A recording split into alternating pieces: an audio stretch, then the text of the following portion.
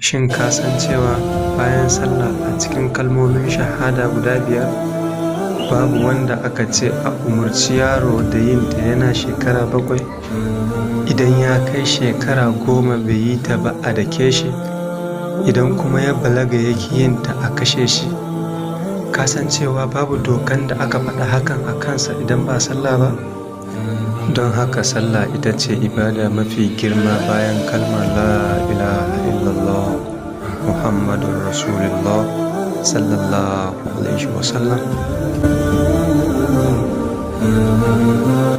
Ya 'yan uwana, don Allah kada mu yi wasa da ibada. Mu ba da muhimmanci game da sallah domin samun tsira ranar gobe kiyama. Ina yi wa ilahirin musulmin duniya barka da shan ruwa, da fatan kowa ya sha ruwa lafiya. Ramadan Karim.